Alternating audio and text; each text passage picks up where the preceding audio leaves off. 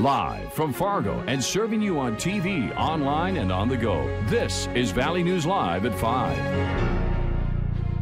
Authorities in Fargo say charges have been recommended against two Fargo parents for felony child neglect after police say they were found hiding in a closet and their two children huddled under blankets in their home. Officers had been asked to check on the children under the care of Brandon Starnes and Marianne Jasinski after one of the children hadn't been to school for 3 days. Jasinski claimed in a text message exchange with police that the family was out of town. The rental home at 909 10th Avenue South had no running water, and police say pieces of wood were blocking the doors. We'll have more on this story tonight on Valley News Live at 9 and 10. This woman is scared to death. Absolutely scared to death. She says, I won't go outside my house until this election is over. With the November election just 2 weeks away, a few people in the Valley say they're receiving threatening phone calls and emails because they are not in support of Measure 3. We're told one woman is too scared to even answer her phone anymore. Valley News Team's Maddie Gelseth dug into the issue and has our story. Over the weekend, an anti-Measure 3 voter from the Valley was left threatening phone calls because of her stance against recreational marijuana. As she said to me, they used every swear word I've ever heard and some I've not heard.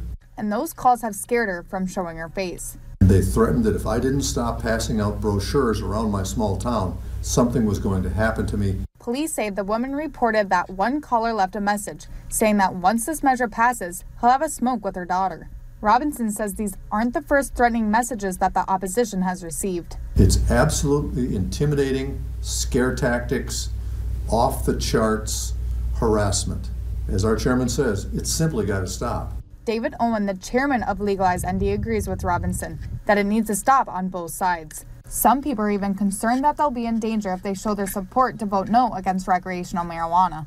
Robinson says the threats are outrageous and need to stop. And I think that is a terrible, terrible thing to think about or to have to experience. He adds that in all his years being a campaign manager, no measure has been quite like this one. Reporting in Fargo, Maddie Gelseth, Valley News Live. Police have suggested to this woman that if she has an immediate concern, she should call 911. It was billed as the biggest drug bust in West Fargo history, and now the man accused in the case is set to plead guilty. Hans Wagner, who is from California, was arrested a little over a year ago on I-94 in West Fargo. Investigators say Wagner was busted with 125 pounds of pot and other drugs, all of it, they say, worth some $700,000. Wagner is facing 3 felony drug charges. Court documents state that he is set to change his plea in early December. It was a little cool out there today, but the blue skies and the sunshine seem to make up for it. Hutch, it sounds like things are changing, though, after today.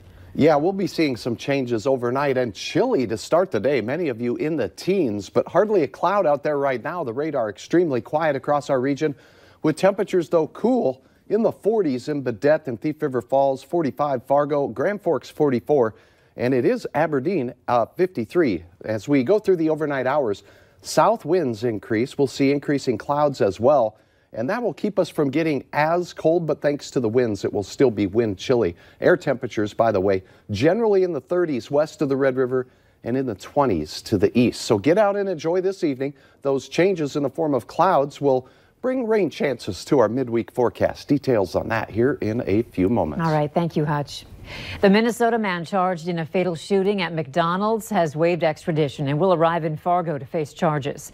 44-year-old Miguel Cooley is charged with fatally shooting 20-year-old Gabriel Perez. He was shot and killed as he sat on a curb outside a McDonald's restaurant near downtown Fargo, September 23rd. Cooley was arrested at a home west of Rochester, Minnesota, several days after Perez was killed. Sheriff's officials would not specify exactly when Cooley would arrive because of safety concerns. This was the scene earlier today at North University Drive and 25th Avenue North in Fargo. This picture shows what looks like tire marks going over a curb and leading to a small truck that has some damage to the driver's side door. Fargo police say they are unaware of the crash and how many people were involved. Two members of the Standing Rock Sioux tribe and a reservation priest are suing over a 5-month shutdown of a North Dakota highway during the Dakota Access Pipeline protest. The state shut down a stretch of Highway 1806 in October 2016 after a bridge was damaged by fires. It wasn't reopened until March 2017 after initial repairs were completed and nearby protest camps were shut down. The lawsuit says the closure violated constitutional rights to travel, assemble, pray, and express viewpoints. The suit is seeking money damages from the state, Morton County, and private security firm Tiger Swan. With about a week left to figure out what you're dressing up as for Halloween, you might be thinking about colorful contacts to spice up your costume, whether you're a cat or a vampire. But not so fast. Buying those decorative contact lenses can be risky. Valley News Team's crime and safety reporter Bailey Hurley talked with a local ophthalmologist who says you can do serious, even permanent damage to your eyes. Although colored contacts can really dress up a costume, Dr. Steve Baggin cautions that your Halloween getup and your health might be better off without them. I have seen this. It's not academic. It's real. I've seen people have infections that resulted in permanent scarring in their vision. These contact lenses are not made to fit a specific person. They're just one size fits all, which is more like one size fits nobody. Costume contacts come with a laundry list of side effects, with reports of lead poisoning and other toxic chemicals found in the liquid the lenses are stored in. This particular contact lens here is much more likely to cause an infection in your eyes than one that you would have gotten from your optometrist. But they're easy and cheap to find online. And I even found some at a local store today and brought them to Dr. Baggin to take a look at. Okay, yeah. And you bought these without a prescription, which by itself is illegal. The vendor who sold you those is breaking the law by selling you these. And he says even wearing them for just a few hours isn't worth it. How long can I have them in my eye? Not at all.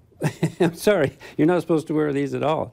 And just a few hours of wear can be enough to cause an infection. Meaning if you had your heart set on those cat eye lenses, it might be too late. But there's always next year. Well, I guess you'd have to think about it a little bit ahead of time, but it's worth the trouble.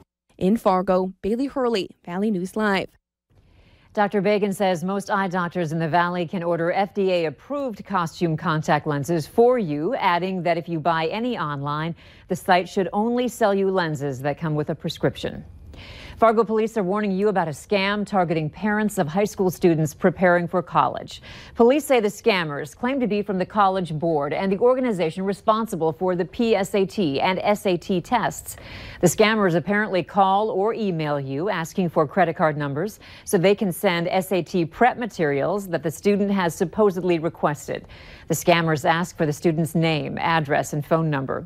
Police say the College Board will never ask you to give credit card, bank account, or password information over the phone or via email.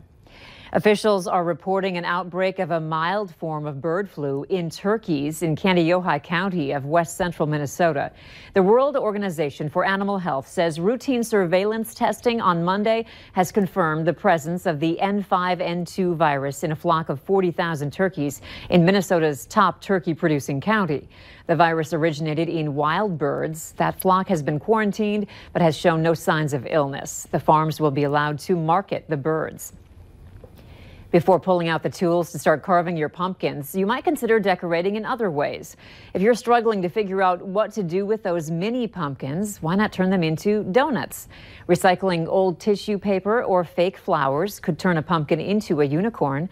These unique ideas require minimal supplies, especially when you're in a time crunch. Sometimes, we have just a certain amount of time that we have allotted to work on our pumpkins. And if it's not enough to carve and roast seeds and everything, I'll just kind of suggest maybe we could paint. For more on pumpkin designs, you can head to valleynewslive.com and click on this story.